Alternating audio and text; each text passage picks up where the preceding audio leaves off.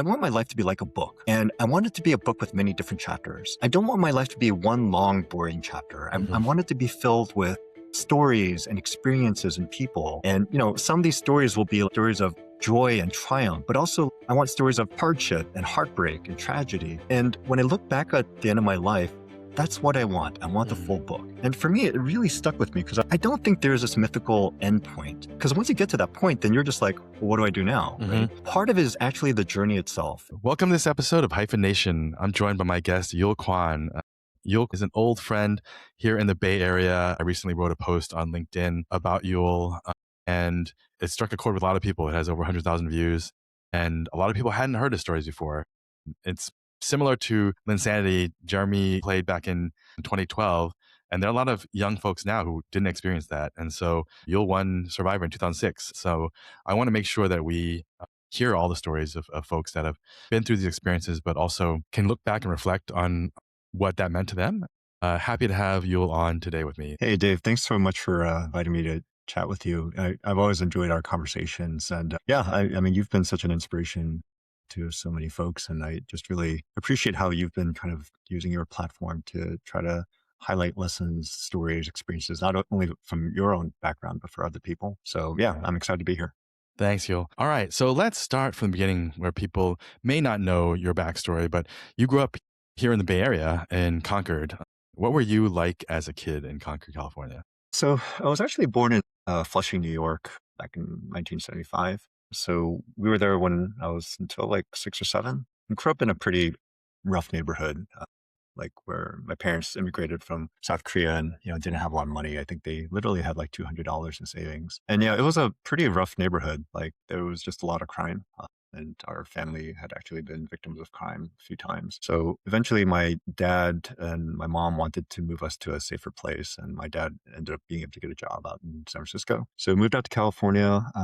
And we ended up settling in Concord of all places, which is kind of random. I remember asking my dad, like, you worked in San Francisco and, it took him almost 2 hours to commute there. He would like walk from our house to the bus station.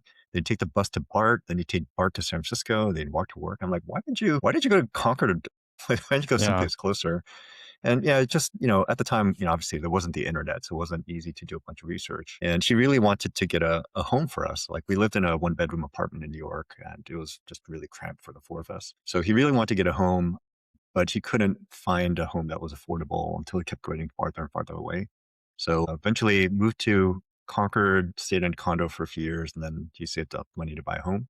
So yeah, so growing up in Concord, very different, I think, from how the Bay Area is today. I think back then, at least in Concord, it felt a little bit sort of, it doesn't feel like how Silicon Valley is today.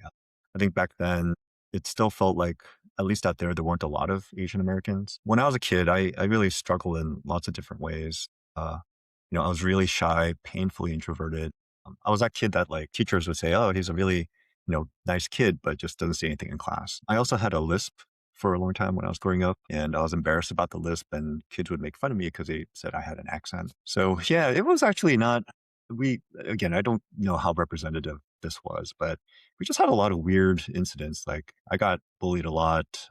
Like for a few years, every Christmas, like these kids would come and smash all our Christmas lights from our house. One time, some kids TP'd our house. They just covered our house in toilet paper and they spray painted on the sidewalk, "Gook lives here," with a giant arrow pointed at our house. Like stuff like that would happen, which was just, hard to imagine now, but was not that uncommon back in the day.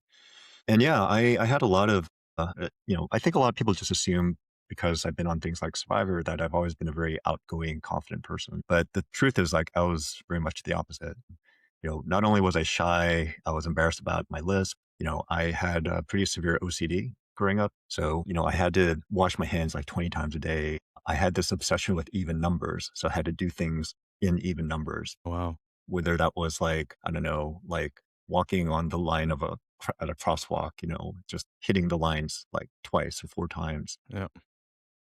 even things like, and this was kind of another thing that caused a lot of social anxiety. If I made eye contact with somebody or if I brushed them, like I'd have to do it twice, right? And that just led to like weird things like, dude, like, why are you eyeballing me, right? Yeah. Like, why Yeah. are you Yeah. touching me? Like, Yeah. get away from me. Yeah. And I also had pretty severe social anxiety. I was really, I don't know, I would have these anxiety attacks when I felt like people were looking at me or if I was kind of in any sort of public forum.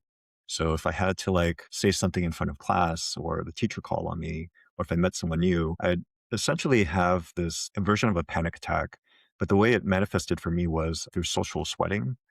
And what that meant is that when I got really nervous, I would just sweat profusely. Like, and it wasn't like a mild perspiration. I would literally like drench my clothes. I'd have these like huge armpit stains and like, Mm. perspiration stains.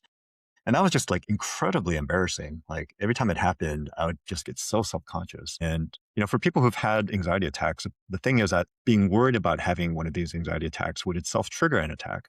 So it was almost kind of like a self-fulfilling prophecy. So yeah, it was pretty rough for me. Like when I was a kid, I just very, very shy and very afraid of like engaging with other people. It sounds like a lot, especially for a kid. But back then, a lot of this people weren't even aware of this or it wasn't diagnosed. And especially from an Asian Yeah. family, you don't go to see Yeah. therapists because that's not a thing. Were you actually diagnosed with all these or is self-diagnosed later? No, self-diagnosed. Like, again, back then we didn't have the internet. We couldn't easily do research. I grew up in a very traditional, Asian family, and in a lot of Asian cultures, a whole notion of mental health, psychological problems, it's very taboo. So it's often seen as a hallmark of, or like a personal defect as Hmm. opposed to like a genuine medical issue. So, there was one thing in particular that really impacted my life for many, many years, which I didn't tell anyone about for decades. But it stemmed from a bullying incident in third grade where these older kids would pick on the younger kids, especially kids of color, by, kind of like making fun of them and like, pushing them, stuff like that. And it started escalating. And it got to the point where what the kids would try to do is they'd hide in the bathroom. And then when one of the younger kids came in, they would essentially jump the kid. And some of the boys would try to hold the kid against the wall while the other boys took turns urinating on them. Um, Yeah, it was pretty bad. In my case, I never got urinated on because I just never went to the bathroom. I was so scared that I just stopped going to the restroom at all. And eventually it stopped. I think the teachers found out, they called the parents and they put an end to it. But for me, the psychological damage had already been done. So I ended up developing something known as paruresis, which is more commonly known as shy bladder syndrome. Mm. And it's a psychological condition where you're so nervous around other people that you can't relax enough to actually go to the Hmm. bathroom to do number one or number two. And this is something that like it stayed with me for like most of my life. Mm.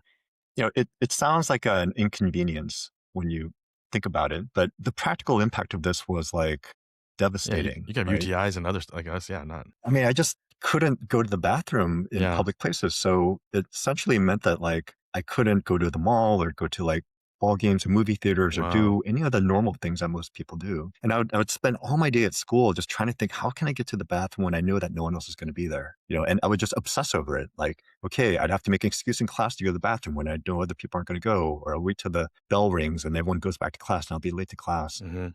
And yeah, this is something that I struggled with like well into my adulthood. And it was just one of those things that I was so embarrassed about because Hmm. like everyone can go to the bathroom and you Hmm. see it happening like every Hmm. day. Um, yeah, and that was something that I was deeply, deeply ashamed of and that I tried at one point to kind of talk to my parents about, but they just completely didn't understand and Yeah. felt even worse. So Did they yeah. know? Did you ever tell them about what happened in the bathroom? Not until, no, I didn't tell them what happened in the So they bathroom. didn't know about the other kids. Wow. No, I didn't.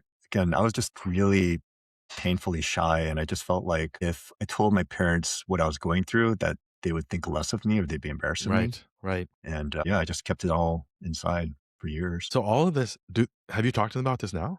Like, I mean, have you? Yeah, yeah. I mean, much later in life, Yeah. this is something that, impacted me through college, through like, my 20s, my 30s. Like, Yeah. even when I won Survivor, I Yeah. was really worried. Like I almost didn't go because for someone like me who's just painfully shy and introverted Yeah. and has this like secret, right? This thing that I've been hiding from everyone because I thought if people knew they would think less of me or they would make fun of me. The idea of going on a reality show where like you're on camera 24 hours a day Yeah. is like the worst nightmare, Yeah. right? It's like, I would what think if I that's the go on the opposite of what you show? would want. Yeah.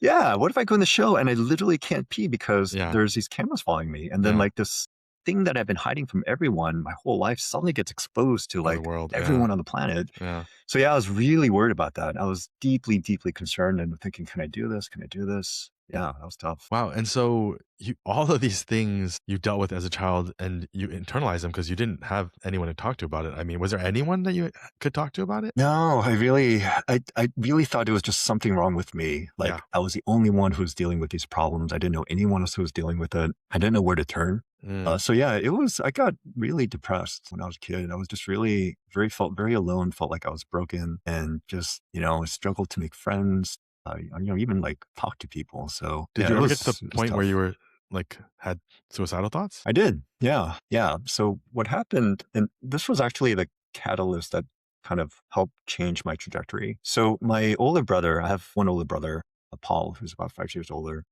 He had a best friend who ended up moving away to another state. And, my brother kept in contact with him. This kid's name was Tim. So they kept in contact for a while, but then eventually Tim just stopped like being in touch. He Hmm. wouldn't respond to my brother anymore. And again, it was like, like back in the day, we didn't really have Yeah. emails and it wasn't super easy anyhow, but he just wouldn't return like his letters. And after a couple of years, we, just kind of went on. And then one day when my brother was in high school, he got some pretty devastating news. He heard that his friend Tim had committed suicide. And, I just remember like how everyone was just so like shocked, like, Hmm. wow, how could a kid who had this entire life in front of him come to the conclusion that it wasn't worth living anymore Hmm. and take his own life? And I remember thinking to myself when I heard this, like, I kind of think I know. Like, Mm. I think I could kind of see it. Like, Mm. if you just are super unhappy and you're alone and you don't see hope or optimism for a better future for yourself, like I could kind of see how you might get to that point. And I was thinking about myself, like, yeah, like if I never, if I stayed like this the rest of my life, there's only one outcome, which is like I was going to be alone and unhappy and I'd be scared all the time. Mhm. And I could see how, like, if I felt like that was my future, then maybe I would get to a point where, I could come to the same conclusion that Tim did. And, that scared the crap out of me. And once I Mhm. was like, "My God, like, I don't want to be like that. I don't want Mhm. that to be my future." And so I started really thinking like, okay, how can I start changing things? How can I change myself? And I didn't really know how, but, I was just thinking, okay, look, I can't change myself all at once, but maybe I could like change myself a little bit. Like, every day and just try to move myself a little bit each Mm. day. So, but I know I'm kind of going deep in this No. stuff. So Yeah, it is good. I think okay. we don't talk about this enough, and I mean, especially as a dad of 2 girls, like, how does that how is that kind of that experience as a child impacted your raising of your daughters? Yeah. So yeah, we'd love to get into that too, because it's been super interesting as a parent to kind of, because, some of the issues I struggle with, I see Mm. my daughters, and I think there's probably a genetic component as Mhm. well. Mhm. But yeah, so I'll talk about that because I think it's been a really instructive experience for me to see my kids go through some of these same Mhm. things and try to respond in a better way than I think my parents did. So yeah, for me, there are basically three things that I did that I think fundamentally changed my trajectory. One is, okay, like, I can't change myself all at once, but I can try to break it up to little things. So like every day I'm going to try to push myself out of my comfort zone and do something I would normally not do. So today I'm going to raise my hand in class, or today I'm going to say hi to someone I don't know. And I kept telling myself, it doesn't matter what the immediate outcome is. Mhm. Like it just matters I keep trying. It's like a Mhm. process. Mhm. And that really helped because one, I realized that if I try something and it didn't work out, it wasn't the end of the world. Like, Mhm. like I say hi to someone, they ignore me. I'm like, yeah, it sucks, but it's not like, end of my life or anything. Mhm. But then sometimes you do something and something positive comes out of it, Mhm. right? You say something to somebody and you actually make a new friend, or you raise your hand in class and the teacher said, "Oh, that's a good answer." And that like little bit of affirmation like built some real confidence. Mhm. And then you could kind of build on that over time. Mhm. And I found that like over a long trajectory, like over a long time frame, these like microscopic changes I'd make every day actually led to like some pretty significant changes in Yep. my behavior. Right? Yep. The second thing I realized is, it's easier to do things when you're part of like a structured like program or like a group. Like if you're doing things by yourself, it's hard. But if you're doing it with other people, then it's easier. Mhm. So I signed up for like a drama class. And then Mm. like if you're all doing this together where people have to go in front of the, Yeah. like Yeah. stage fright for me was like the worst. I'm one of those people who are like, fear of death like is lower than That's fear yeah. of like Yeah. But you're public less speaking. embarrassed when everyone's embarrassed, so it's okay. Yeah, like everyone's kind of doing it together and lots of Yeah. people are scared. So I found that to be helpful. And then I started playing team sports where like Mhm. you're part of an organization and a team and you're like kind of encouraging each other. Yeah. So I found that made a big difference. And then the third thing that I think was really helpful and ultimately led to me to go on to like Survivor and do things like that is I realized that if I put myself into environments that made me uncomfortable, but weren't so hard that it would like break me, Mhm. that would actually push me beyond Mhm. what I think I could do in ways that actually help me grow. Mhm. So, again, if you're just trying to change yourself, like sitting in a room, it's really hard. But if you push yourself and put yourself in environments where you're forced to change and adapt and learn about yourself and dig deep, that could be a vehicle for and catalyst for actually driving real change. And so I'd start trying to find like things like challenges and environments that would kind of push me to change. So when I was in college, I went to officer candidate school for the Marine Corps. Like literally I just got a flyer in the mail one day and like, hey, join the Marine Corps, be an officer. And I was like, huh, that sounds like really hard. And I would probably be totally incapable of doing it. And I thought, you know what? Like this might be good for me. Like if I put myself in that environment where I can't rely on stuff I've done before, like it would help me grow. And so I did it. And it was like one of the worst and hardest things I'd ever done at that point. But man, I learned so much about myself. How you had the maturity at what age to come up with these 3 things that you would do? No, it wasn't It like was I over just figured life. it Oh, out. okay. I It was like, was it "Whoa." was over many years. Like I Yeah. just like some of it was intuitive, like, okay, today I'm just gonna try something Yeah. different. I'm gonna, set a goal for myself. And then over time I was like, hey, like, hey, maybe I should sign up for this drama class. Like, Yeah. and so a lot of this is like realizing Yep. retrospectively, like what I The arc did. of your story. Yep, yep, yep. Yeah. And these are the three things that I started doing over time that I found to be really helpful. But it wasn't like I immediately just kind of figured it I was out. like, "Wow, Yeah. you should have written a book No, back then." no, no, I no. mean, this explains a lot of your career then, because I was gonna get into it, I Yeah. was like, Yul, Yeah. how do you like, if I were gonna hire you, I wouldn't hire you because you keep jumping around to different things, but also completely different things, but this is makes a lot more explanation of why you did those things. Okay, so you started talking about college, you stayed in the Bay Area, and you went to Stanford. Was there any desire to leave the Bay Area, or you like, why Stanford versus going east? I thought I wanted to go east for college.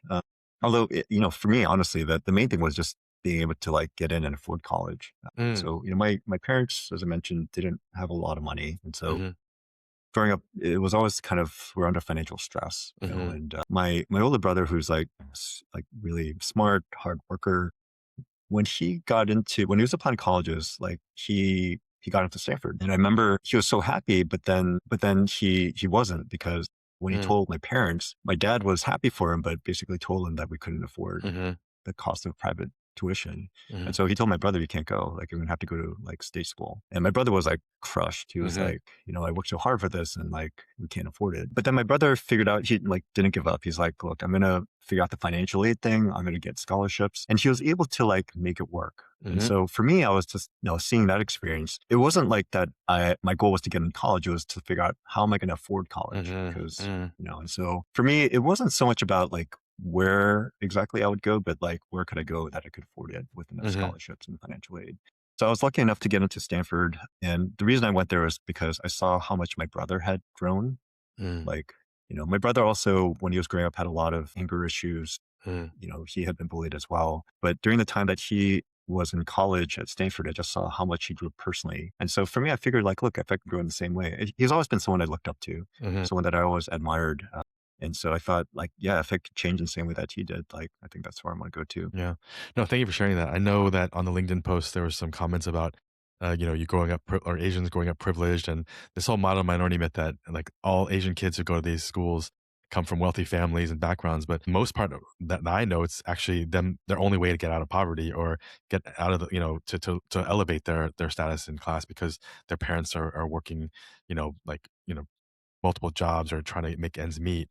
And, the kids get in, but doesn't mean that it's necessarily an automatic that they can go. So I thank you for sharing that. So while you're in school, you have a roommate named Evan, Evan Chen, and that became an integral part of your story. Can you share about Evan and your relationship with him? Yeah. Yeah. And this is another reason I decided to go to Stanford. So my best friend from childhood was this Chinese American kid named Evan. We met in middle school, picking friends, and through high school, he was like, my best friend. And yeah, we got into Stanford together. So like super excited, like, hey, this is awesome. Like we'll be able to continue our friendship. So in our freshman year, we got randomly allocated to different dorms, but we stayed very, very close. And then in our sophomore year, we decided to be roommates. During our sophomore year, at some point, it just seemed like everyone was getting tired a lot. Like he would start missing his classes and he would just like sleep in. And at first I just thought he was being kind of lazy, but at some point I realized like, hey, I don't think this doesn't feel right. I think you should go to a doctor to get checked out. So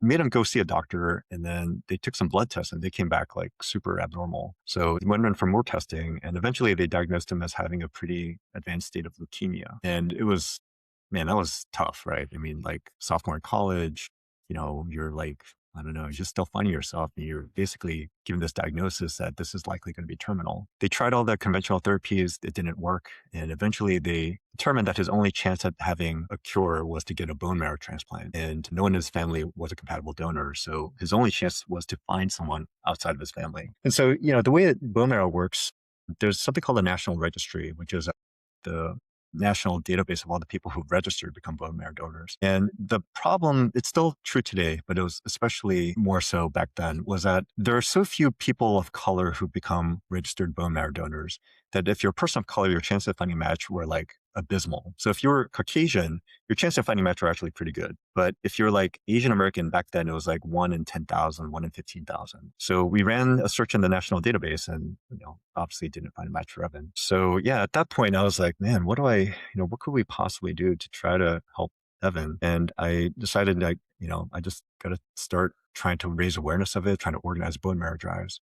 So I stopped going to my classes and I just committed myself full time to organizing bone marrow drives, both at Stanford and at other places, and trying to get more visibility for this so that other people would volunteer to get registered. And it was hard. It was, like back then to become a bone marrow donor, you have to literally like give blood, right? And so we'd have to like get these phlebotomists onto Stanford campus and they'd have to be drawing blood from people. And like no one wanted to do that. Mm-hmm. And I just also saw like how difficult it was to try to get the Asian American community organized. Like there wasn't a lot of existing infrastructure, Mm-hmm. especially outside of school. Like within school, there was like, the Asian American Association. There was like Mm-hmm. Lambdas, which was the Asian Yep. American fraternity. So we were able to leverage those and we were able to actually have some of the, I think up till that point in time, some of the largest minority bone marrow drives in history. Mm-hmm. But outside of that, it was really hard. Like there weren't a lot of organizations we could turn to. There weren't a lot of Asian American leaders or politicians or Yeah, like this was the mid 90s actors. for context. It was not the Yeah, same it as it is was now. just pretty barren. So yeah, we, even though we organized these large bone marrow drives are a drop in the bucket statistically, and we ended up finding someone who was kind of like a partial match. It wasn't a full match. So he ended up having the bone marrow transplant, but he ended up rejecting it. Mm-hmm. And then in our sophomore year, he died. Or I'm sorry, my senior year, he passed away. And so you actually did you take off from school to do all this, or you? I basically just stopped going to my classes. Wow. Stanford and the professors were very understanding. They let Okay. me make up for it later on. Okay. Wow. So I didn't have to like, yeah, stay an extra year. So how did that experience change you? Obviously, you couldn't be the same after all that, but how do you think that impacted you? Yeah, that was tough. There are a lot of things that I think drew from that, both good and bad. In terms of like my interest and kind of commitment to trying to help organize the Asian American community, like definitely that was like a catalyst. I was like, why is it that we don't have Mm-hmm. more visible leaders, in different facets of society? Why is it Mm-hmm. that we don't have larger organizations that can work together? So that for me, and also there were a lot of like people who, I don't know, didn't feel like they were part of this Asian American Mm-hmm. community, right? It's like there wasn't this sense of like identity and Yep. belonging. Yep. And I'm like, why don't we have that? Mm-hmm. It also made me just realize how like, issues in our community were often seen as fringe issues. So Yep. when I tried to reach out to mainstream media, they were like, yeah, it doesn't seem like something our main audience would be interested in. And so I Mm-hmm. was like, well, why is that the case? We Mm-hmm. need to be able to kind of break through. On a more personal level, in many ways, I think, well, one, it did like, I went through a deep depression, Mm-hmm. like I just lost my best friend and that was super hard. But when I eventually came out of it, it did for me just give me appreciation for how precious life is. Mm-hmm. You can't take things for granted. And like, I didn't want to live my life in a way where I would have regrets, Mm-hmm. especially for someone like me. I was still dealing with a lot of these anxiety issues, even though I was hiding them from people. Mm-hmm. And I just like, for me, like, I don't want to look back on my life because I don't know how much time I'm going to have Mm-hmm. and feel like I was too scared to try things. Yep. and the fact that the other thing this is a little bit of a deeper thing, but there was a time where Evan and our relationship got pretty strained. And the reason was I felt like I and his friends were just doing everything we could to try to give him another shot at life. But I felt like at the time he just kind of fell into a hole. Like he just fell into himself and he didn't seem engaged. He wasn't like fighting, he wasn't trying. And that just really frustrated me and made me angry at him. And it got to a point where it started impacting our friendship. And, fortunately we were able to change in time. At some point, I realized what was happening, and Evan himself at some point made that shift. He was like, "I am going to like fight. I am going to try my best." And fortunately, I almost missed that moment, but I was able to see it, and then we were able to like reconcile a relationship, and really kind of ended things on good terms. But that really made me think about how I interact with other people, right? And it made me just realize, one, when you have someone that you love who's going through a difficult time, you can't make them do anything. You Hmm. can't make them try to get better or make them act a certain way that seems obvious to you. Like you have to kind of pace yourself. And in my case, I think I was so intense that I got burned out. Hmm. And I almost missed the point. I almost wasn't there when he turned the corner and he actually really needed a friend. Mm. And that was actually pretty helpful for me because there were other experiences later in my life where I also had other friends or people I cared about who were going through a really tough time. Mm. And it just helped me be a better friend to them Hmm. than I think I would have been otherwise. Yeah. I mean, I think I've been in those situations before where you project the things that were like, why can't you do this? Or why can't you snap out of it? Or why are you acting like this? Yeah. And it's like, Yeah. we don't know what they're going through. And maybe Right. he was trying to accept that he wasn't going to like live. And he's like, this is how I'm going to deal with it. But so after going through all this at Stanford, graduating, you decide to go to law school. Was that always the plan? Or did this impact any of that? No, that was largely because of what happened with Evan. I think it was interesting. Like back then, I graduated as a symbolic systems major, Mm. which is like cognitive science at most Hmm. schools. And I was actually really interested in AI. So I thought I was going to like try to get a PhD and go into AI research. Hmm. But back then, AI felt like it was in a nuclear winter. It wasn't Yeah. like a lot going on. Yeah. Obviously, if I had a crystal ball back then, I could see how the world changed. I would have done things Sure. very differently. But yeah, for me at the time, I didn't like the idea that I might spend my career doing research on stuff that I found interesting, but didn't Mm. have impact in the real world. Hmm. So I thought, hey, like, what could I do where I could try to help other people, help my community? And so I thought, well, law school seems like it might be a good choice, right? So at law Hmm. school, I was always interested in things like philosophy, political science, but I wanted to do something where I would actually be in a position to have practical impact in the world. And I Hmm. thought by going to law school, I could do that. And so you go to Yale, and while you're at Yale, I mean, at this point, if I looked at your resume, like, oh, pretty typical, you went predictable path for a smart Asian kid. You go to Stanford, you go to Yale Law School, you work at a firm as an associate, you intern for, I mean, not everyone, you intern for a U.S. senator, and you clerk for a judge in an appellate court. So it's like perfect resume to go to some big corporate law firm and make tons of money. But you know, you were you were working on things like writing Supreme Court briefings and drafting opinions on civil and criminal and terrorism cases in DC. And it looked like you were on your if I saw it, I would think, oh, you're on your way to maybe a position on Capitol Hill or working in policy or politics. Was that in the back of your mind, or what was the path that you were planning while you were there? Yeah, I thought I actually was going to have a career in law. Like I was still really interested in technology. So I focused on the intersection of law and technology. And I thought like maybe that's where I could make my contribution, like helping to bridge, science, technology and their application to society. Hmm. And when I worked on the Hill for Joe Lieberman, I was his science and technology aide. So, at the time, it was actually a very different time in politics. So I came after 9/11. So when 9/11 happened, I just really felt like this desire to try to like help my country, right? Hmm. Like I felt this call for public service. And, Lieberman was he was one of the leaders of the Democratic Party, but he was very centrist. Like his best friend was John McCain, who was one of the leaders of the Republican Party. And he had a lot of like friends on both sides of the aisle. And he, I thought, was like a great model for a statesperson. Like, he had some core values and principles, but he was willing to work pragmatically with other people with different views to try to like solve common problems. And that was the approach he took to science and technology. And so it was really great because when I was there, I helped create the science and technology caucus that was bicameral. So Hmm. senators and House of Republican, House of members of House of Representatives. And it was bipartisan. So we had both Democrats and Republicans, and we came up with a very like ambitious science and technology agenda, and we actually passed like most of it. So, we doubled funding for the National Science Foundation. We created a director of science technology within the new Department of Homeland Security. We passed a bill on nanotechnology. So I was like, hey, this is great. Like, I think this is kind of what I want to do. But I realized a couple of things. One was that there are a lot of people in government who, have a legal background, and they like law school, like gives you a certain skill set, but it's pretty narrow. It doesn't really teach you about like how markets work Mm-hmm. or how organizations work, Mm-hmm. how businesses work. And I was thinking like, if I want to be like a policymaker in tech, I should probably get that broader skill set, not just a Mm. legal perspective, but like, how do industries develop? Like, how do companies work? Yeah. How do you come up with the right incentives? Yeah. So I thought it'd be good for me to like actually go and get some of that business I experience. see.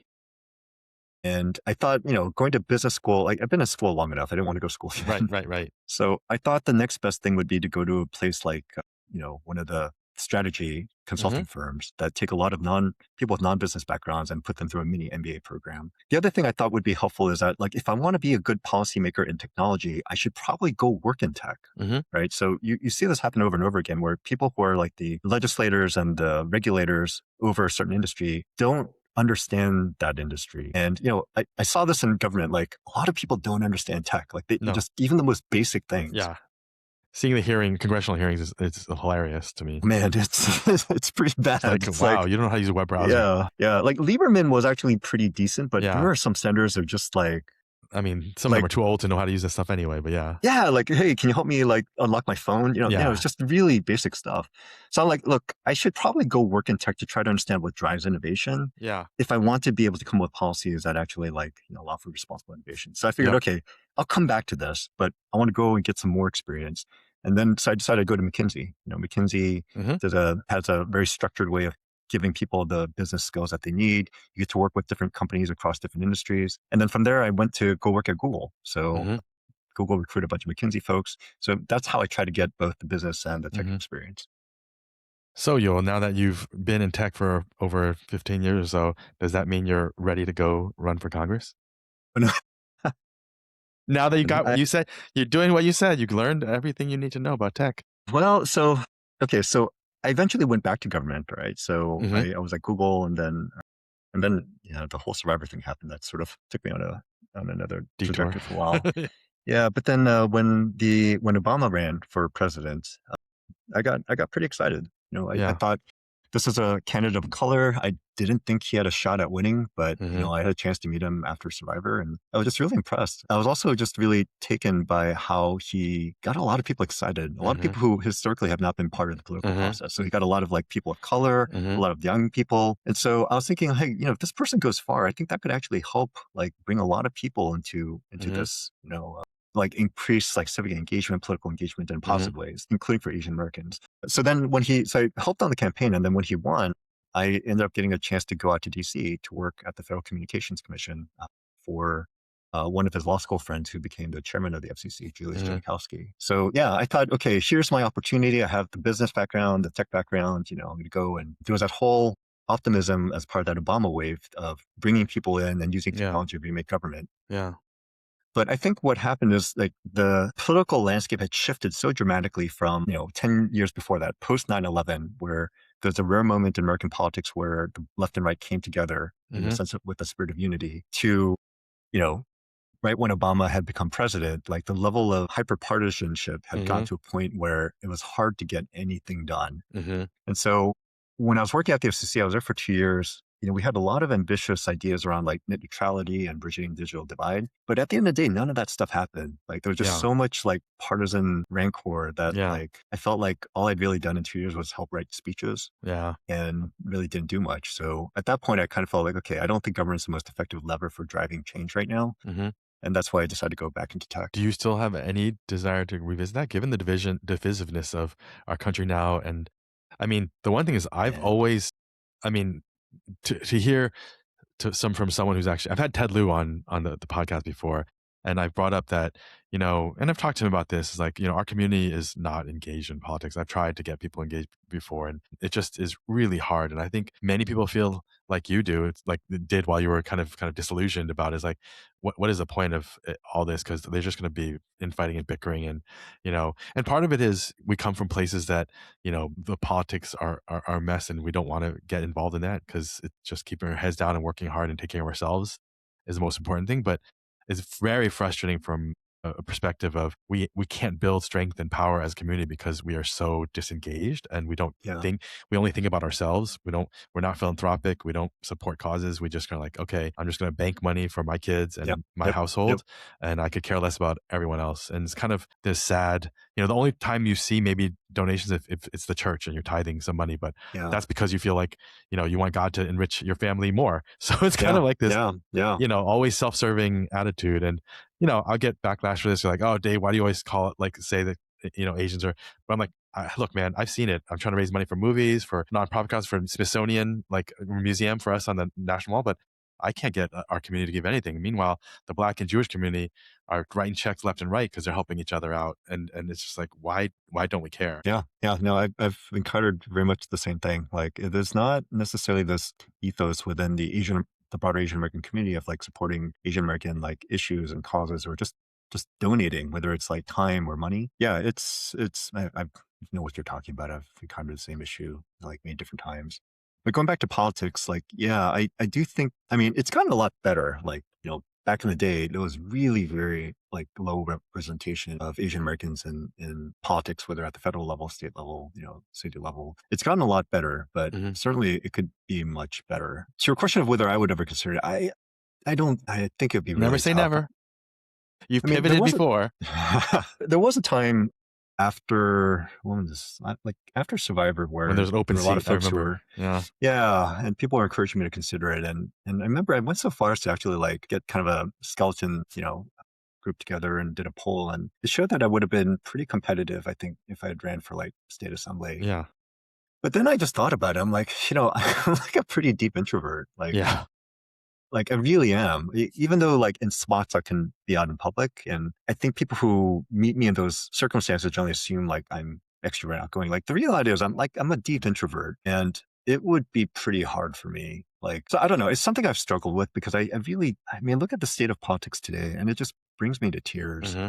Like I worry, I also work in AI. So at a macro level, I'm worried that we're dealing with the most transformative technology that humankind has ever developed, happening at the same time where our ability and political will to work together to solve these large collective action problems is at a nadir, like Hmm. both in this country, internationally. Hmm. And I'm worried about this. Like Hmm. I'm worried this technology, which has so much promise for positive impact, might not materialize in that way because we just can't get our act together. Yeah. And I'm deeply worried about that.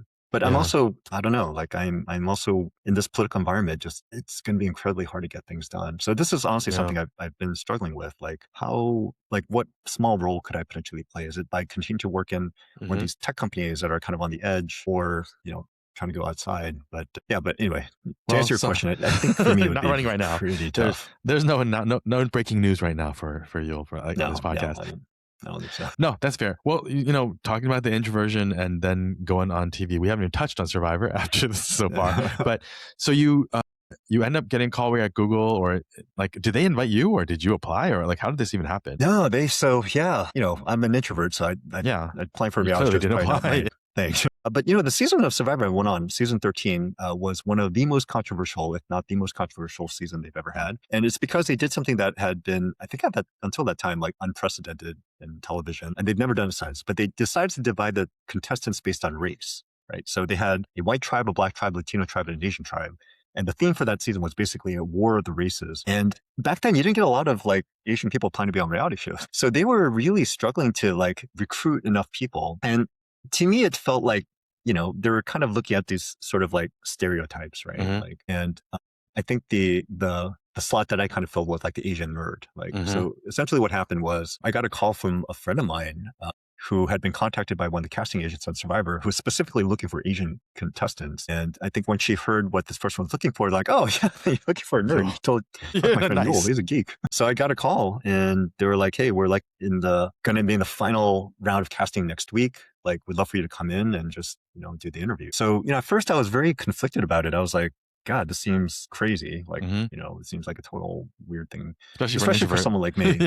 Yeah. And also just because I had that whole like shattered bladder syndrome thing Yeah. too. I was like, I don't know Yeah. if I could do this. But I thought about it and, I just always felt like there was a lack of representation of Asian Americans in public media. Growing up, you and I like, Long Dark Dawn, 16 Candles, or like, there's so many one-dimensional stereotypes of Asians, both men and women. Like for women, it's like the geisha or the dragon lady. And for the guy, it's like the cook or the kung fu master who can speak English. And I just thought, hey, like opportunities like this don't come often to people in our community. And like, I don't know if I'm like the right person to try to help represent, but like, how often does anyone get this kind of opportunity? And I thought, the great thing about reality shows is that it's not scripted. So it kind of almost doesn't matter why I was cast. I might have been cast to play a certain stereotype, but once the cameras roll, Yeah.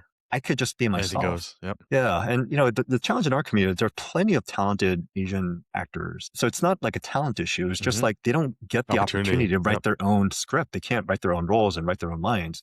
They can only read what some person in Hollywood wrote for what they think an Asian person should say or do. Yep. And, on reality show, like, of course they can edit the footage any way they want, but I'm not constrained in that way. Like I could basically be myself. Yep. So yeah, I thought, for a couple of reasons. One, I was thinking like, if I was a kid and I saw someone who I could relate to just being like a normal person, like, would that have helped? And I think the answer was yes. I was like, you know what? Maybe for like kids who are growing up today, like that might just be one example for them that might be helpful. And then I was also just thinking about my own, this whole lifelong journey of trying to push myself out of my comfort zone. And I was thinking like, you know what, if I could do this, if I can get through this, I think I'll grow from this experience. I think I'll learn about myself and it'll help me kind of overcome some of my fears. And then I was also just cognizant of the whole, when the thing with Evan happened, like we don't have a lot of people in the media. And if I'm able to like go onto this, then maybe I might have some opportunity to kind of use this platform for doing, positive things. Yeah. So for all those reasons, I decided to go on. Yeah. I mean, I remember it just being kind of landmark for a lot of us because, back then we didn't have a Shang-Chi or a Jeremy Lin, or there's very few people that looked like us in that kind of the zeitgeist of American culture, pop culture. And all of a sudden, I remember experiencing it was like, oh, you were all over the place. And, many of us will never experience anything like that being on reality TV, much less, winning. And then you were all over on doing TV, doing interviews on Regis and Kelly and others. You were named one of People Magazine's sexiest men alive. I'm sure you love that. And People Magazine's hottest bachelors. Sure, someone got fired for that kind of oversight. Yeah. Like, how did let this guy get it? We should see. That's the thing. We got to lean into it. You were, and you shouldn't be like, we shouldn't joke about it. You got voted, and it was merit based. Okay, it was merit based. But you were breaking stereotypes for Asian American men in media, and what was that sudden change from anonymity to notoriety like? Because for someone who said you were an introvert, you were all over TV and magazines a lot, and without your shirt in a lot of these pictures too. Yeah, gosh, I wish that wasn't. Oh, man, even to this day, like if you just Google my name, I can get all these pictures. It's all top. Hey, I never done that Navy like SEAL, that Navy, the Marine Corps thing was actually helpful. So to answer your question, it was really disorienting. So I remember when I was in the finals, and the way Survivor works is, there's a final three, and then the other contestants vote for the winner, but then they seal the vote, and then the whole season airs, and then they bring everyone back for a live finale where they actually announce the winner. So I didn't know if I won or not. Yeah. And during that time, I was almost more nervous that I would win because I didn't know how I would handle it. Yeah. I was just like, oh my God, I was kind of freaking out. So when I won, it was disorienting. Like for someone like me who's just, super introverted, very private, to suddenly have that kind of splash of visibility was like stressful, and but I remember just telling myself like, look, I really don't want it to change who I am. Like, I don't want to get overly anchored by this. Like, I don't want it to I don't know, for me, I figure look, it's going to be this flash in the pan, 15 minutes of fame. And I just want to make sure that when I look back on this, I feel like I used it in a way that I'm happy with. I don't want to use it for frivolous, stupid stuff, but I figured, did I do something with it that I think was impactful and helpful? So that was kind of the lens through which I looked at it. And I did feel the sense of like, I wanted to try to help represent and articulate the issues that our community was facing, right? Like, again, not a lot of opportunities like this come to people in our community. So, I did this thing with CNN that talked about like issues in the Asian American community. And so that was Mhm. like a really nice way to kind of like give visibility. I did lots of speaking and all that kind of stuff. And for me, for someone who was introverted, like even to this day, I still get nervous giving speeches. I Mhm. still get like stage fright. Sure. But I kept telling myself, like, look, it's not just about me. It's about trying to use this to kind of reflect a lens on other things that are important in our community and Mhm. on other things in our community. So that was, I think, that something that allowed me to kind of get through that Mhm. to the point where I started just feeling more comfortable within my own skin. And then over time, as I mentioned to you, I think before we started this, I kind of pivoted towards talking more openly about the stuff that I went through because I realized that when I was a kid, I felt so alone because I never heard people, that I looked up to talking Mhm. about these things. Mhm. And I realized there are a lot of kids out there who are Mhm. also struggling, in many ways I was being positioned and invited to speak as if I was like some like golden child that Asian parents wanted their kids to aspire to become. And that made me just super uncomfortable because I'm like, Mhm. no, look, I'm not perfect. I have all these issues. And in fact, like if you brought me to see someone who like, hey, you should be like that person, that would have Mhm. added more pressure on me. And I Mhm. didn't want that. Then I started pivoting more towards talking about like my own personal issues. Yeah, I find that it's very interesting when you have fear or anxiety. Like, same for me, it's like, oh, I don't want to put myself out there, or I want to like. It's just the things that writing publicly and doing this podcast and other things. You basically put yourself under the microscope of other people's criticism, especially now on the internet. All you see is Yeah. comments like, "Oh, who's this guy think he is? Like, why is he Yeah. like doing this?" And so you're always gonna get haters, but I think being motivated when you externalize it and think, okay, it's not for me. It's not about me. And there's all these little kids that can see me, or the community needs the support. I'm doing this podcast for other people. I don't get paid Yeah. or anything Yeah. for this. Yeah. Yeah. But I'm like, but if someone listens to this and says, oh, like I didn't realize I could be that or I could do that, and they see themselves, I think that motivates me more to get over my fears than Yes. anything. That's totally, and that's absolutely true with me. Super, like, absolutely resonates. And I actually think this is true for a lot of Asian. Like, again, this is anecdotal, but I think a lot of people who kind of come from more traditional Asian backgrounds, they don't feel comfortable advocating for themselves, right? Hmm. And that's definitely true for me. Like, I didn't want to bring attention to myself. I didn't want to seem like I was asking for more than I deserve, all that kind of stuff. But the reality is that, like, in the society we live in, you have to be able to advocate for yourself. You have to be able to like draw attention to yourself. But the way that I think I was able to get there, similar to you, is like you don't think about it as something for you, but if you're thinking about, I'm doing this to try to help other people or to help give a voice to people who don't have one, Hmm. then it changes your own posture. Then it's like something, then it's, you have the confidence to do it Hmm. because, and I realized this in the course of my career, just as I grew into being a manager and leading different teams, I realized that if I'm not capable of advocating for the team and bringing attention to the things that we've achieved, I'm not just hurting myself. I'm hurting all the people who are depending on me Hmm. Hmm. for their own like advancement and livelihood and Yep. success. Yep. And so once I realized that, I'm like, then it was much easier for me to then kind of pivot. It's like, okay, I'm not really doing this for myself, but I'm trying to do this because I need to be able to like help the people who Yep. are like depending on me. Yep. So very similar to you, like that shift, I think was a thing that made a big difference for me. And I think has been key for a lot of people in similar positions. And I mean, I think in the corporate world, I think that is actually beneficial because if you're thinking about your team and elevating them, they look to you and give you credit, and then you become trusted as a great manager. Then you get promoted up the ranks. But if you're constantly worrying about yourself and not about other people, people see that too, and they're like, okay, you're good. I see you're a good individual, individual contributor, but you're not a team player. And so I think that's why team sports and thinking about others, I think, can make such a big difference. I think about like, a lot of Asians do individual sports, and I play golf a lot now, and I think it's funny. Someone always the thing they always say to you is, if would you be as mean to yourself as you were to one of your friends when you're playing, when you Mm. criticize them? And I'm like, no, how do you talk to your friends that way? I'm like, no, I'm always very encouraging to my other friends. But when I talk to myself, I'm like, oh, you suck, you idiot. Why'd you Yeah. hit that shot? What's wrong with you? Like, you screwed up. And so I was like, man, so the negative self-talk is another thing. It's like something about what we do internally to ourselves and abuse that we do to ourselves is so different than how we treat other people, respectfully and helping others. And so I know there's definitely a lot of things that we go through that I think, I mean, again, as you've gone through your career, you've learned, and I think that's why you earn a lot of trust on Survivor and won because you played the game honorably and fairly, and that's why you were what is it like one of the legends of Survivor, number 9 in some ranking I saw, but all time. But accept it, don't shrug it off. I've been told this by Professor Pfeffer at Stanford. He's like, a lot of people brag about things they didn't do, and you won't even brag about things you did do. And it's like, just own it. I think we're so uncomfortable with getting praise. I'm like, you know what? Screw it. Now I'm like, yeah, I did that.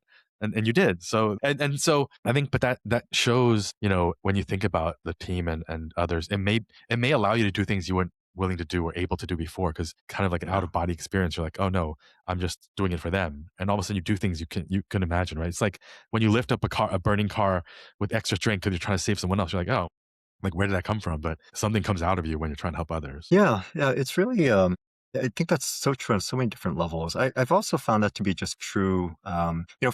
For decades, I was ashamed and I was scared that people would find out that like I had all these like issues and anxiety issues and all that kind of stuff. And the, shy bladder thing was something I was deeply embarrassed about. What I found was that the reason I started sharing this more openly was because I want to try to help other kids who are like dealing with the same stuff.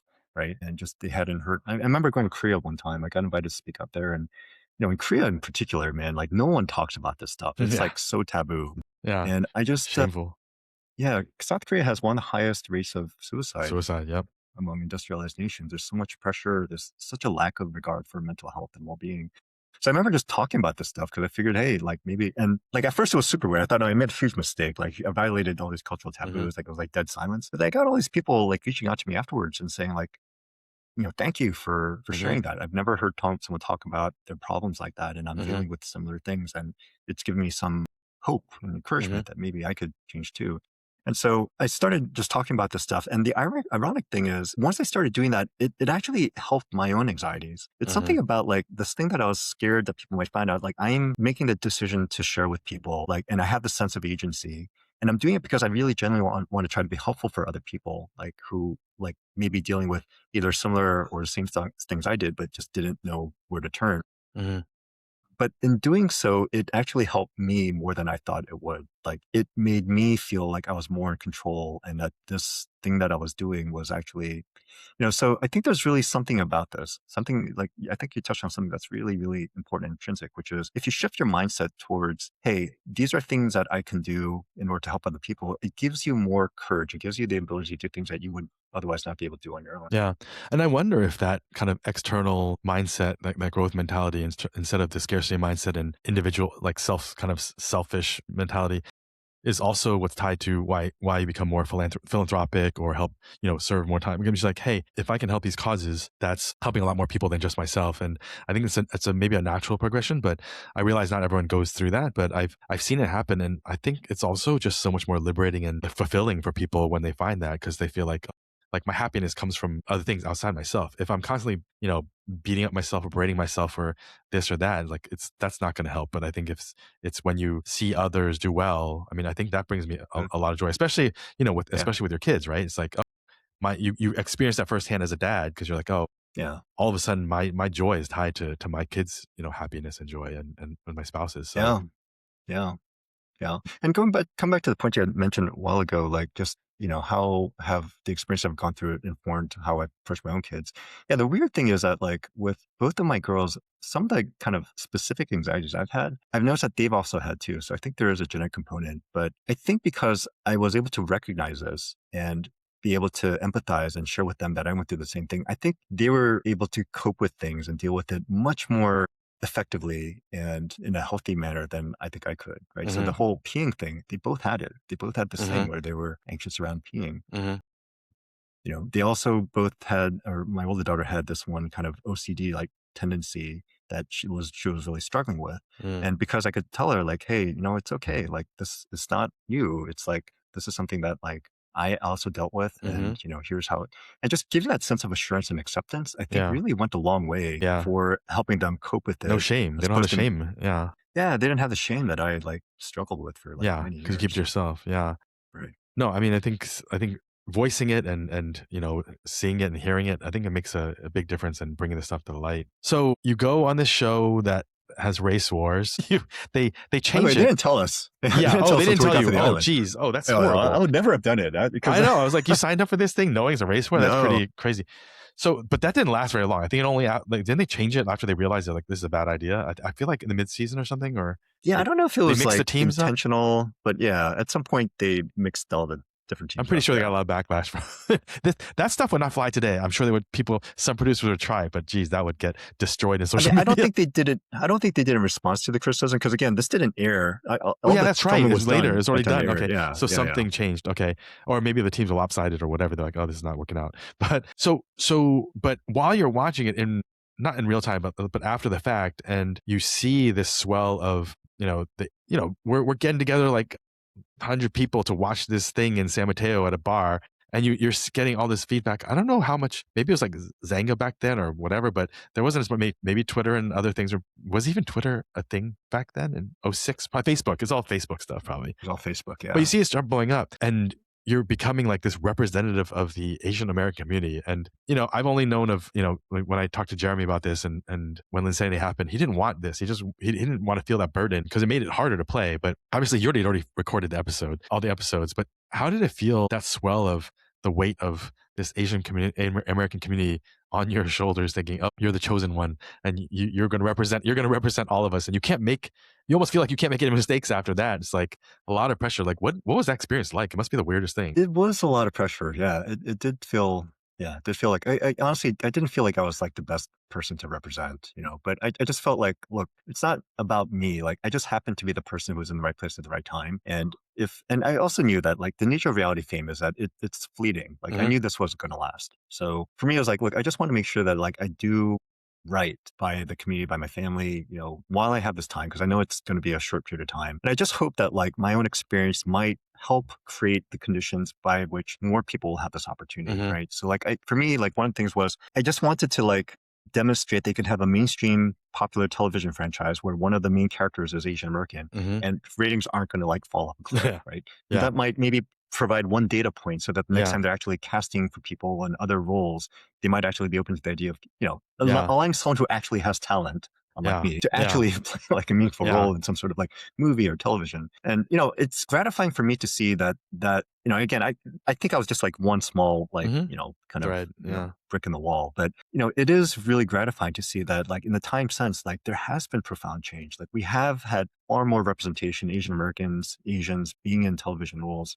Even Survivor itself, like that experiment showed that you could have diverse people, and CBS had a commitment to diverse casting, and that's continued to do well, right? So I do think I'm part of a larger chain of events, but I'm happy to have played at least like be one link in that chain. Does that, when you were actually filming the show, does the thought ever come across your mind about that, when you're coming up with your strategies or making moves, or you're just like, no, I'm just trying to survive and win? I mean, I don't know, I'm assuming you're trying to win, but like, you could have won with other tactics and other ways, but did you feel like, oh, all these people are watching me and my family, and like, I can't. Definitely. Oh, I you're definitely always felt- conscious of that. I was super conscious, especially because of the racial component. Like, Yeah. I was just like, man, this is like whatever I do could be construed through racial terms. Oh, And I didn't want schemy, Yeah, crafty Asian. Yeah. exactly. Like I didn't want to reinforce that stereotype, like the Asian invasion, or like do something like sketchy that might get some Asian kid beat up at school and made fun of the next day. Like I was really conscious.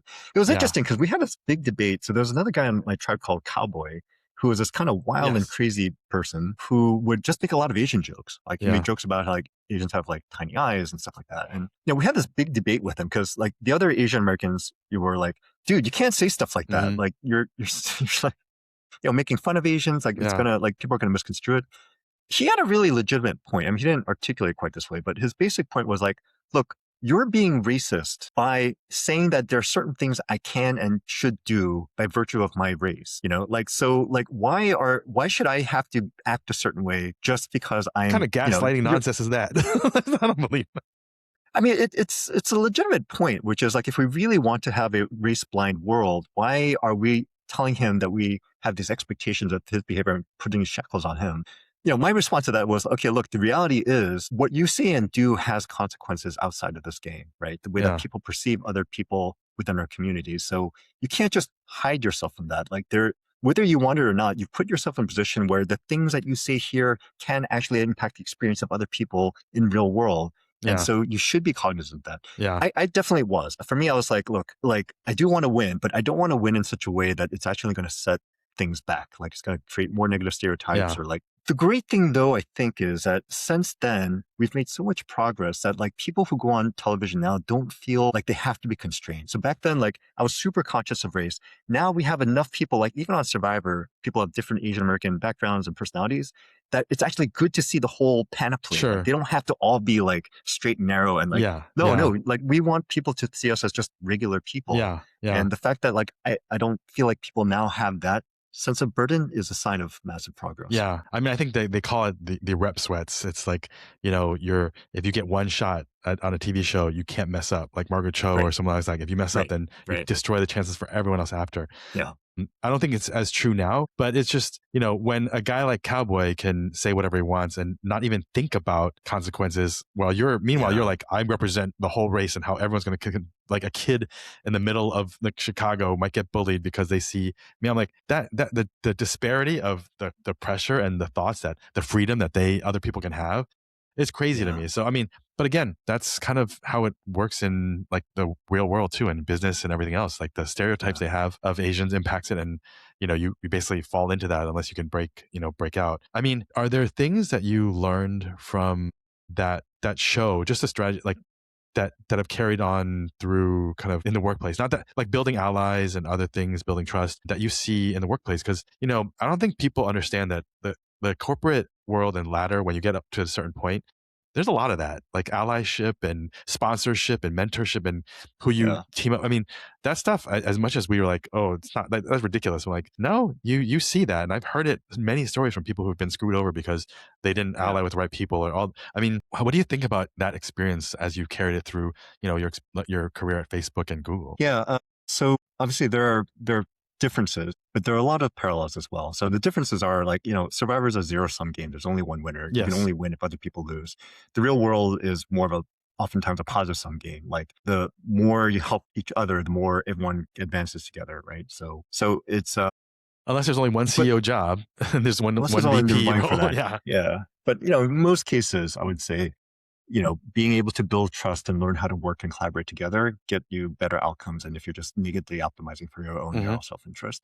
That said, Survivor is a microcosm of the real world. Like the underlying dynamics, the way that people respond under pressure, the way they kind of build alliances, all that stuff, it's the same kind of dynamics that play in the real world. So what I've learned from Survivor is that, there are different ways you can play the game. One of the most important things is just being adaptable. Like, depending, like I used to think there was like a static form of leadership, like, the kind of Western model of like the decisive, confident leader who can just like make the right call and move very quickly. And the reality is that like leadership is very contingent. It's very like adaptable based on the circumstances. Like what goal are you trying to achieve? What are the people you're trying to lead? Like, in a military context, for example, you might need someone who can be like the singular, like decision maker and can act decisively. But in other contexts, most of the contexts, you're not in a position of authority and you're trying to like get people to like follow you because you have good ideas and they believe and trust like what you're trying to do. So I think what I've learned from Survivor is like, the way that you interact with people makes a difference. Like if you want to try to get something done, it all really depends on, working with people in a way that they want to work with you. And the core principles around building trust are the same whether you're on an island in a naked kind of like competition or like in a corporate environment or in your own family. Like, how do you engage with people such that they want to work with you, that you feel like you're acting in their kind of mutual self-interest? So, there's like a framework that I use around trust that I found to be really helpful. And I'm happy to share it if it's useful. I've shared this with other people and it's something I use every day. So in general, like in any organization, the way to get things done is to get people to trust you, right? And on Survivor, like the role that I found to be the most effective role is to be the trusted advisor. You don't want to be the leader. You don't want to be the person who's telling you what to do, because if you're a good leader, then you become a threat. If you're a bad leader, people want to just get you out because you suck. But the best role is to be the person that people come to for advice because they trust you and they think you're going to give them good advice. It's generally true like in the corporate environment and in any kind of personal context as well. There's been a lot of research on trust. Like, how do you build trust? What are the core like fundamental levers of trust? It's something that I think I kind of also just intuitively sort of thought through, but there's actually like a framework based in research that I've explicitly applied both in a corporate context and in personal life.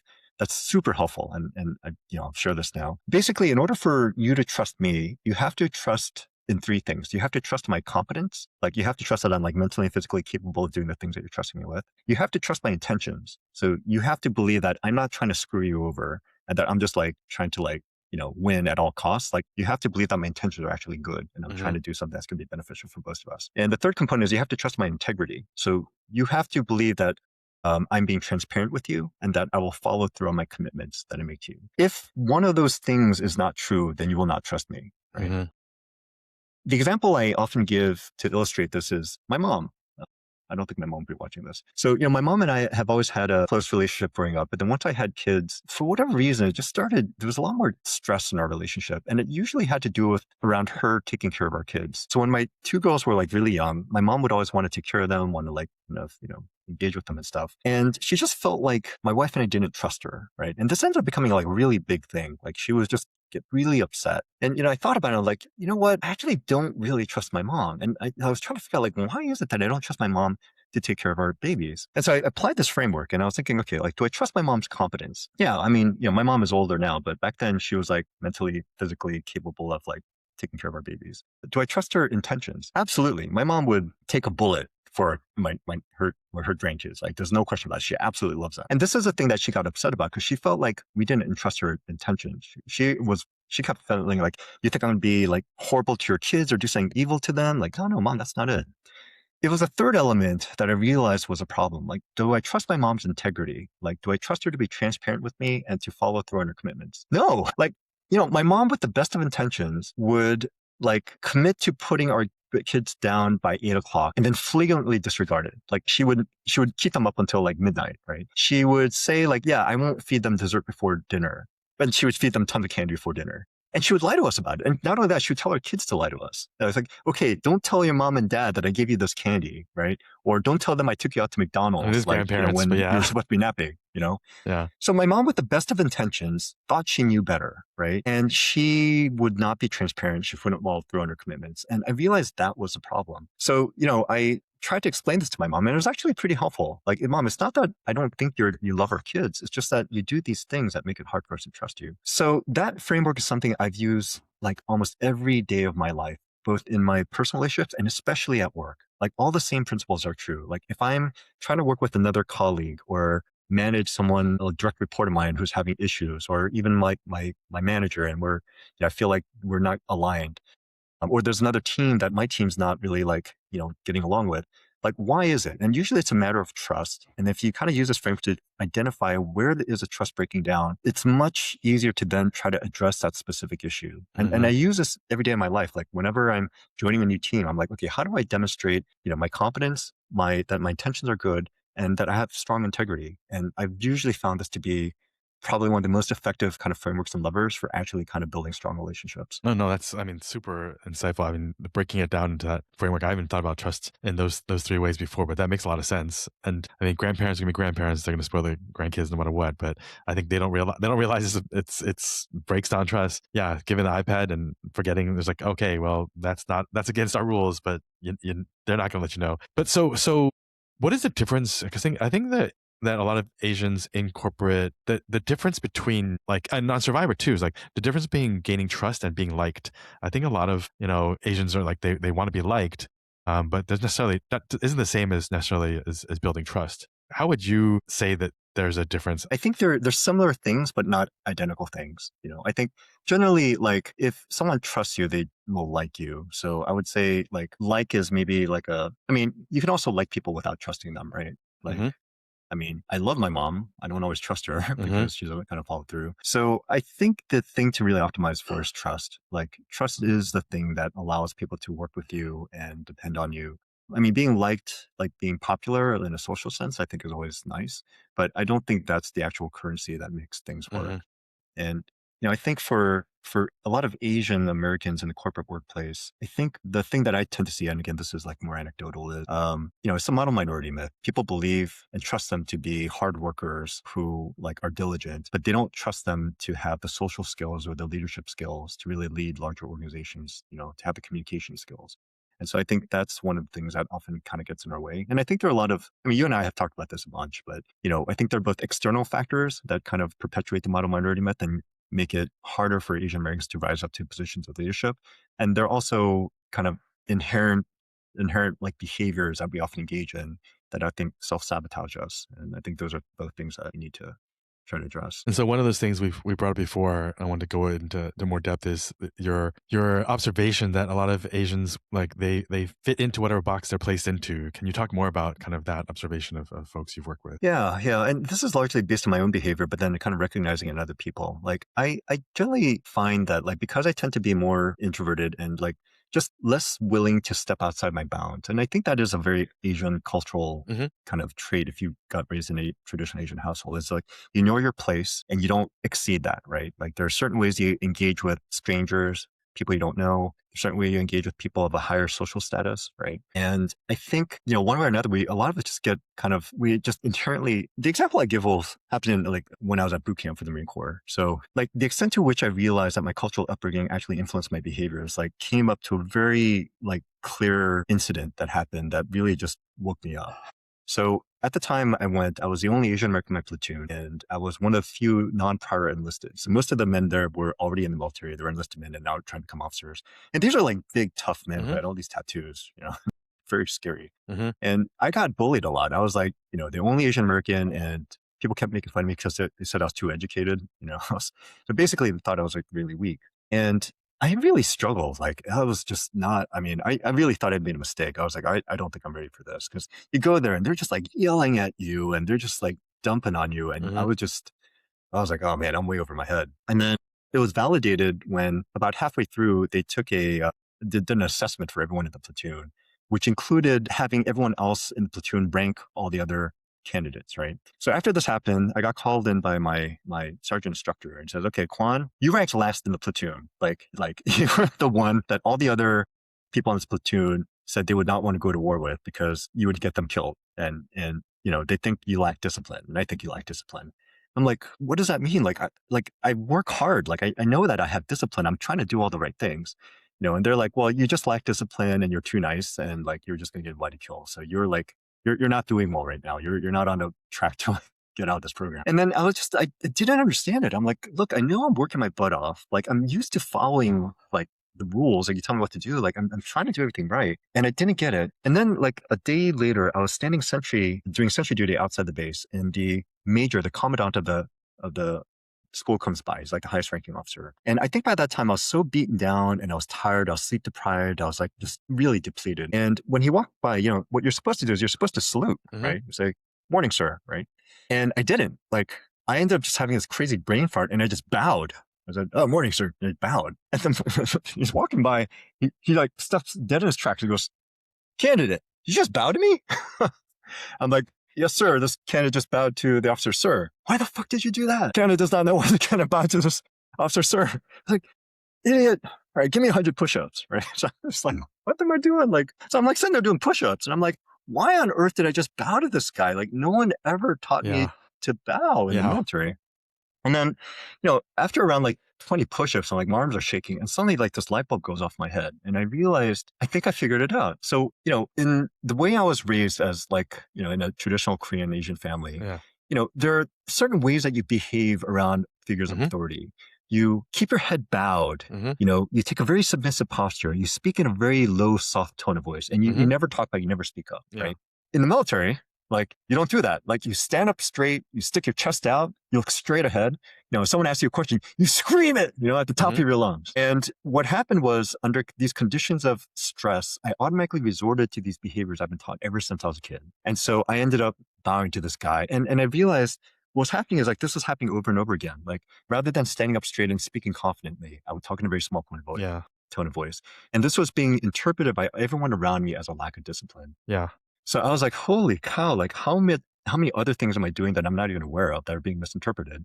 Yeah. And so I became much more conscious about that. And then I changed my behavior. I was like, okay, like to be successful in this environment, I need to change how I behave. Like I don't have to change who I am fundamentally or my values, but I have to change how I express myself. And that ended up being like, so like by the end of it, I ended up becoming the most improved candidate. Mm, Like I was not anywhere near the top, but I was like sure. definitely the most improved. And that for me was super instructive because from that point on, I just became much more aware of how I behaved in these like in corporate contexts as Yeah. well. And it's kind Yeah. of like to your point, things I tend to do is when my role is unclear or I'm given a small role, I will shrink into that role. I'll shrink, automatically like fall into the smallest possible box because I don't want to overstep myself. Whereas people who are not Asian often do the opposite, where it's like, they'll overstep, or if it's unclear, they'll just kind of expand. And so one of the things that I've learned for myself is like, one, I'm capable of stretching myself if I'm given the mandate, the box. But Hmm. even if I'm not given the box, I sometimes just have to act as if I've been assumed I've been given a bigger box because otherwise I will shrink. And I see this Hmm. happen over and over again with lots of other Asian American or employees who have Asian American background. Yeah, I mean, I think it's even more deeply ingrained in probably in Koreans because is it hyodo? It's like the naming conventions for. I mean, I have trouble naming all the Yeah. folks in Chinese, but you guys are crazy. Like older brother, older sister, older this, older that. Like Yeah. second number. I'm like, oh my gosh, just to remember the words for those things. But it's like ingrained as since children that we defer to authority no matter what. And I think that thought about like the always deferring to authority no matter what is you make yourself small all the time. Right. But that Right. doesn't fly in corporate America. If Nope. you're not willing to Nope. get out of the box and stand out and actually challenge authority sometimes, like no one's going to see you as a leader. They're going to see you as a soldier, like a foot soldier even, and they're going to treat you as such. And so, I always tell people like, well, yeah, you're going to be treated like slave labor if you act like slave labor. Like if you don't actually like stand up for yourself or advocate for yourself or share your ideas or speak up or do things that make you stand out, like why would anyone promote you if they don't even know your name? I mean, you're just become Right. you're just Right. and why would they want to lose you because you're a good worker? Be like, they just keep you in their on their team just as an IC, just like, okay, keep doing what you're doing, and I Yeah. get credit for it. Yeah. And so, yeah, I mean, I think the box, the kind of the shrinking, the kind of amorphous, like we fill in whatever kind of size box we're in. It goes to show that we're capable of it. Also, if we get a role that's outsized, we grow into it and we're able to level up. But why don't we always do that instead? Instead of shining, we make ourselves smaller. So Yeah. I think it was again. It's funny. I always come back to Jeremy's story, but it's like because the documentary's in my head now. But they put him in a role as like this is what we expect you, and given what we've seen of all Asian players, this is what we think you could do, and you just do that. And then when his back is against the wall, and he basically was going to be kicked out of the NBA, he played up to his own ability, regardless of Yeah. what anyone else told him, and he Yeah. did great. And I think that is analogous to so many folks that I see that have all the talent in the world, all the aptitude in the world, but they don't allow themselves to fully be themselves. And I think it's because they're afraid of some kind of consequence or retribution or whatever. But this boogeyman we have in our head of our some elder or teacher or parents spanking us or scolding us because we were out of line or didn't stay in our lane. Yeah. I think we all need to get out of our lanes more because that's the only time people actually see us. So, Yeah. Yeah. but yeah, And no, going back to the thing you had mentioned earlier, just touching back on the point that you raised about the negative self-talk, like I also, you and I talked about this, you had a really nice post about it yeah. a while ago too, but there's also this thing that I see where, and this is again, both true for my own experiences and just recognizes to other people. Like, I have a tendency to be my harshest critic. And whenever something good happens, I tend to attribute it externally. And when things bad happens, I attribute it to internally to Mm, myself. So the attribution of causality is like not good. Like I generally think if something goes well, I got lucky or as a result of other people helping me out. Whereas things go poorly, I usually think, oh, I wasn't good enough. mm-hmm. And I think this is something that a lot of other kind of Asian Americans that I see also have the same kind of fallacy where they're constantly, attributing positive things to external causes and negative things to internal causes. Mm-hmm. So trying to like reverse that or at least be neutral about it, like being kind to yourself to recognize where you've actually added value and to recognize when you need to be appreciated for that. And we're not being given that affirmation externally, like being able to vocalize that. The other kind of, and I think it's even more important for us to do that because it's also the same bias I think happens to external observers, right? Mm-hmm. So like, I think it is generally true that when Asian Americans or Asians do something positive or are related to some positive outcome, other people tend to attribute that not to the person, but to the external factors, other people, luck. Whereas if things go poorly, then more, disproportionately it'll be blamed on the person. Like that Mm-hmm. Asian person didn't have the Mm-hmm. leadership skills to get it done or the communication skills or couldn't, that Mm-hmm. kind of stuff. And so I think there's like this like negative dynamic that happens both internally and externally that Yeah. reinforces Yeah. and is one of the root causes of this, bamboo ceiling, why it is that Asian Americans often struggle to get into positions of senior management. And I get a lot of pushback because people are like, Dave, why do you always blame like the Asians for not behaving a certain way? It's the other people that like push us down and do this. And I'm like, yeah, but at the same time, if you take no ownership for it or accountability for it, why they think that, and you can't change that, then that's still on you. I can't change what other people think of me Yeah. unless I do something different myself. The only Right. way I'm going to Right. change that is if I take credit for my wins, if I own up to it, if I'm confident and say, no, I can do that, or I did that, make sure that they know that Yeah. instead of it was nothing, I didn't do anything, it was not a big deal. But when you diminish and minimize your achievements, yeah, of course you're going to think, oh yeah, it wasn't a big deal for you. It's easy. I guess that was easy for you. No big deal. So I think we have to take responsibility of how we frame our wins. Otherwise, others will think, okay, well then if it wasn't you, then you must not be that great and you got lucky. We're getting along here, but you started down the TV path a little bit, but then you were doing the FCC also, and you opened Red Mango franchise. You had 5 units. I mean, you were doing a little bit of everything. I don't want to go into all the different things you're working on, but what I do want to go into is how were you so confident that you can go and do these things? Because one of the things I talk about is, this culture of accepting failure or making mistakes and not being great at Yeah. everything. But Yeah. that keeps people in the same lane all their lives. They just stay, Yeah. if I was you, Yeah. I would have just stayed a lawyer my whole life and just gone to corporate law, maybe gone to general counsel, and that would be my whole life. And then I die. And then you here going into like tech and law and business and government and TV and Red Mango franchisee. This is all over the place. Did you have any fear going into these things, or did you? It was kind of like goes back to the mentality you had when you first mentioned, like, hey, I could grow and learn from this. So like, why not? Like, Yeah. what was your mentality going into this? Because I feel like more people need to understand how important that is. Because I write about this thing called exponential life, where I feel like you have to take more risks in life because you're not Yeah. just good at one thing. You can be so many things. But I think people just pigeonhole themselves because they've been put in a box and they don't realize that there's more to life than being in that box. Yeah. Yeah. I think for me, so, I'll caveat this by saying, like, look, I think there's lots of different ways to have like a successful, enjoyable life and career. Mine is just maybe one branch. So I'm not saying this is the right path for everybody, but I generally think that pushing yourself out of your comfort zone. So, a lot of the things that I mentioned earlier, like the things I started doing just to try to live a normal life, I found not only helped me address a lot of my personal challenges, Mhm. but carried over really well professionally. Like the Mhm. same things, like, hey, pushing myself out of my comfort zone every day, like trying to grow, putting myself in new situations that, I may not be fully prepared for, but I know are going to teach me new skills and help me expand myself and learn about myself. These all carry over into my career. And being able to accept that, like, not everything is going to be successful. So for me, one of the core kind of beliefs I had to have was like, hey, I'm going to keep on pushing myself and try new things, but it's okay if it doesn't work out. Mhm. Like, as long as over the long arc, things are in a better trajectory, like it's okay if like there's failure in the short term. Mhm. Like that also carried over to my career, right? So like, yeah, all these pivots I made were scary. Like they like created a lot of anxiety because my natural state is to be afraid. But I'd seen how this approach helped me in my personal life, and I started seeing how it helped in my professional life as well, which is like, don't let fear be the reason you don't try something, right? Because if that's the reason you don't try something, that's not a good reason. Mhm. If you don't do something, it should be because it's not the right thing to do. Like, Mhm. but if it's just because you're afraid, that's not the right reason. Mhm. So for me, I would try to often seek out these opportunities that I thought would be accelerants in terms of not necessarily even in a pure professional sense. Yeah, I'm sure there are things I could have done in my life. Like if I really want to just optimize for, getting from path A to P, like if like right now I'm a VP at Google, right? Mhm. If that was my end goal, I probably should have just stayed at Google a Yeah. long time ago and Yeah. never gone on Survivor, right? I ended up having this very circuitous journey. I was like the prodigal son who wandered the wilderness and came back to Google. Like I probably maybe could have gotten to this point faster, Mhm.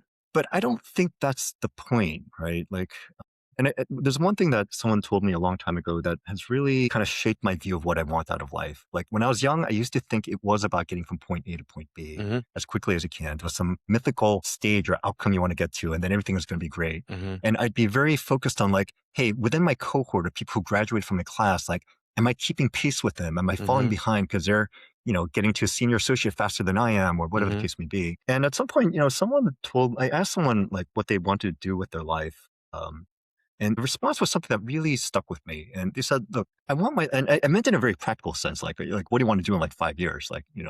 But the way they responded was like, I want my life to be like a book, and I want it to be a book with many different chapters. I don't want my life to be one long, boring chapter. I Mhm. want it to be filled with stories and experiences and people. And, some of these stories will be stories of joy and triumph, but also I want stories of hardship and heartbreak and tragedy. And when I look back at the end of my life, that's what I want. I want the Mhm. full book. And for me, it really stuck with me because I don't think there's this mythical endpoint. Because once you get to that point, then you're just like, well, what do I do now? Mhm. Right. Part of it is actually the journey itself. And Mhm. I came to the conclusion that as long as I, in the arc of my career, achieve all the things I'm looking for, financial security, working with mission driven organizations, having like positive societal impact and community impact, working with great people and having great mentors.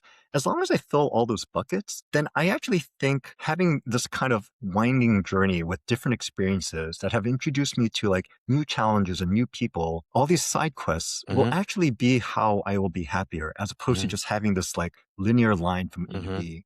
Mhm. And so, when I look back on my life, yes, I'm sure there are decisions I could have made where I could have made more money by now or Mhm. done whatever. But in general, I think I've lived a pretty rich life, not in a Mhm. financial sense, but just Mhm. like filling it with these experiences that at the end of my life, I'll look back and feel like, yeah, I've lived a pretty good book of life. So that's kind of what informs me, which is, like, and again, I would say that in my case, I probably pivoted too many times. So I've also learned from that. Like, there's something to be said for staying with something long enough to really build up some level of expertise. If you hop Mhm. around too much, you always start from scratch. Mhm. But in general, like, yeah, I've made mistakes in my life. There are things I wouldn't have done.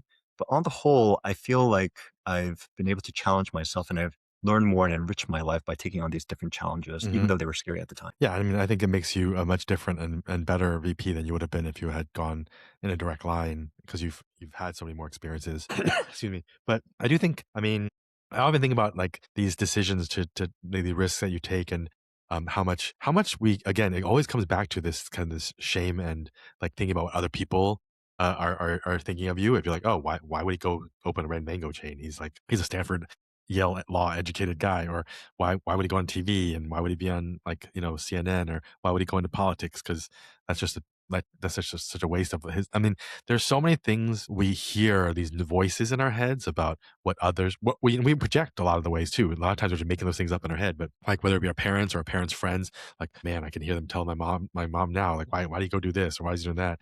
But all this chatter, I guess we make up in our heads that keep us from doing things. And I find that when you block all that out and when you literally don't give a shit what other people think, I mean, it is the most liberating thing because you do things you want to do, and you listen for the voices, you block out the haters and you listen to the voices that are like encouraging or who really are inspired or believe in what you're doing or think that it's and I think when you surround yourself with those people, it makes it a lot easier because you don't feel like oh, you're an oddball for trying to start a company, or you're an oddball for wanting to go like on TV or things like that. But I think when you find the right kind of tribe that encourages you to do those things, because Yeah. I feel like the younger generation now, all these creators that I'm friends with and other people, I'm like, wow, my parents would never be like, you went to an Ivy League school and we spent this much money on you and you're making YouTube videos. But I see how much impact they're having and how much fun they're having. And I'm like, you're making the same income as a person at McKinsey or Goldman is. So and you're having much more fun doing that. You're not getting, Yeah. beat down every day or being sent on a plane to a hotel in the middle of nowhere. I'm like, I don't see anything wrong with that. And to me, I think our perception of what success looks like has been shaped so much by what our parents or other people think. Whereas, at the end of the day, like you said, you're writing a book, and if you have I'd rather be reading an interesting book than some like boring, textbook accounting, like accounting textbook versus, you know, I'm reading American Hogwan by Minjin Lee, and I'm like, this is fascinating, but it's like that kind of I want that kind of life. I don't want it to be like an accounting textbook. And so even though I think we hold back a lot, we think too much about what other people think, and I think it feels like you haven't really had that problem. How do you turn off those voices in your head?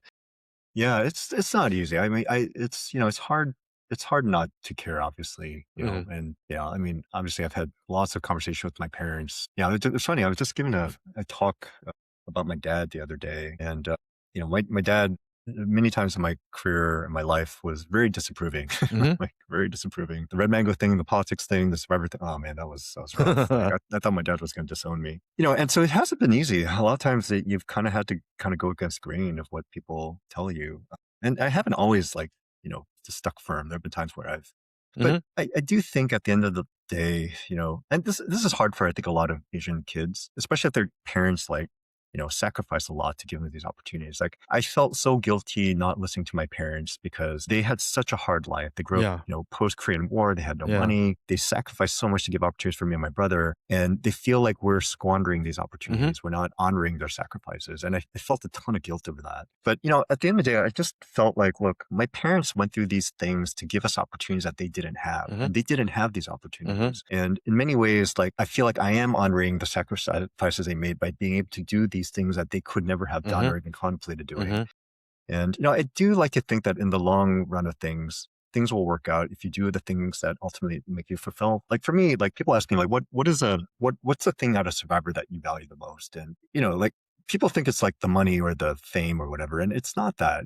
I would say it's actually two things. One is I met my wife through that. Mhm. So that was, obviously like the other thing was it really kind of brought me and my dad together in a way that I hadn't anticipated. My father was really opposed for me to go on the show. Like he was pissed, very pissed. And it was actually a problem because like in order to go on these reality shows, you have to sign these massive legal contracts. And there's a waiver of liability saying that if something bad happens to you, like you get hurt, you Mhm. die, you get pregnant, get an STD, like you can't sue. Mhm. And they also make your parents sign it too, so the family can't sue. And my dad wouldn't sign this thing. I was like really Wow. like that. Like, Even as like an sign adult this that your contract. parents have to sign it?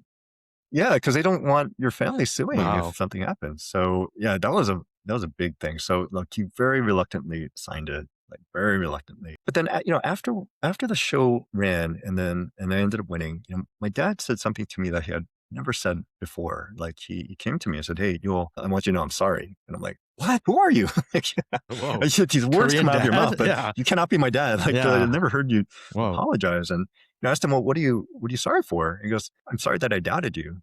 Like I always thought of you as this kid who couldn't figure out what he wanted to do and always do these different things and couldn't hold down a steady job. And I just really thought you didn't have your act together and you were just very immature. But I saw what kind of person you had grown into on the show, like how you handled pressure, how you dealt with people. And I realized that you had outgrown the kid that I thought you were. And I was wrong about you. And, I was really proud of you and I'm really sorry." And I was just like, "Oh man, I love you too." I Wow. just like, broke down in tears, gave him a big hug. Wow. And, that meant so much to me, because every kid wants to make their parents Mhm. proud. And, my parents went through such hardship Mhm. for me and my brother. And it really ate at me to know that they felt like I wasn't, like honoring those sacrifices. Mhm. But to hear my father say those things, like just meant the world to me. And that was probably one of the things I, to this day value most from that whole experience. And the irony is that if you had just continued after Stanford, Yale Law, going to work at Google and Facebook, he would have never seen that.